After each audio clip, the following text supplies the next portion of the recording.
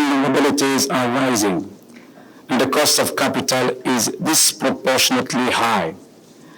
These challenges lead into a cycle of slow development, structural dependency, and missed opportunities.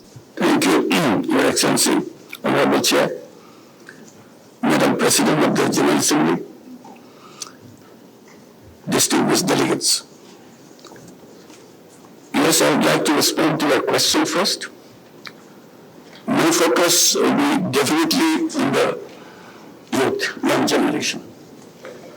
Bangladesh is just emerging toward uprising of the young people in Bangladesh, giving their lives to protest against the misrule, against the corruption, against the actions taken against the interest of the people. And Bangladesh is a very unique country in a sense. Majority of the population are young people. Half the population of Bangladesh is under the age of 26, a total population of 180 million. So this is a unique case, but not something that is different from other countries. Aspirations and capability of the young people. So I will focus on that. And particularly in this uprising, not only the young boys are fighting in the street, it's the young girls themselves came out of their classrooms, came out of their dorms, came out of their houses in an enormous number. So it's not only the boys who are raising their voices, the young girls also. So I think that has to be focused, whatever we're taking, the rest generation will be a very young generation, wherever we are. So this is one particular focus I want to make. It's an honor for me to address this August gathering on behalf of the least developed countries. We gather here at a time when conflicts, climate shocks, debt distress, and pandemics have derailed our hard-earned development gains.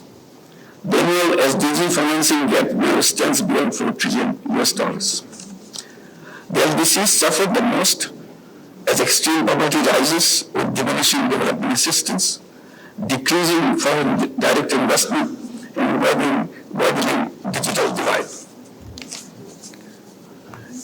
In many of our countries, the annual GDP growth continues to lag behind this 7% SDG target. I stand before you with a clear message from over 1 billion people. We want peace, dignity, and opportunity for sustainable development. And in this context, let me highlight a few key priorities for the LDCs. First, the Doha Program of Action must move from promises to progress.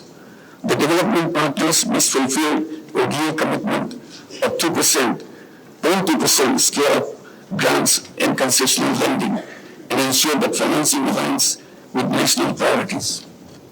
Second, the debt crisis is a pressing systemic challenge. LDCs urgently need immediate liquidity support, broader debt relief, and climate-linked state contingent debt instruments. Reforming the global debt framework has become an imperative of our time. Third, to address the far-reaching impact of climate change on LDCs, climate finance must be scaled up urgently with simplified access. We urge international community to enhance climate support and ensure effective technology transfer to our countries. Disaster resilience for LDCs must be strengthened and loss and damage fund operationalized. Finally, the global financial architecture must be overhauled to make it equitable, representative, and fit for purpose. We call the quota and governance reforms in the Bretton Woods institutions, expanded representation and meaningful role of LDCs in their policy making. Stronger coordination between the UN and these institutions is essential for inclusive economic governance. Excellencies, many LDCs are entering the graduation pipeline, yet they are highly vulnerable and fiscally constrained. We urge for continuous support and coordinated withdrawal measures so that their graduation remains sustainable and irreversible. The gap between promise and delivery is not to be measured in just statistics, but in their lost and in their lives lost and human potential wasted. International community must match pledges with old actions. Let this summit inspire hope, advance justice, and chart a more equitable path for the world's most vulnerable. Before I conclude, I will also add one more thing about what I mentioned about Bangladesh, and it's repeated in Nepal. So young people rising against the government taking down. So it's not extreme phenomenon. I think this is going to be a norm. Young people expressing themselves in a very expressive way, which may not be very conducive in some cases. But before we burst into those kind of expressions, we should be taking consideration of making the life for the young people different than it had been. Young people represent a new future.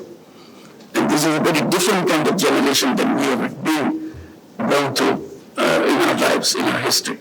So my attention that I want to draw, we have to reorient our thinking in terms of the young people. Thank you very much, sir.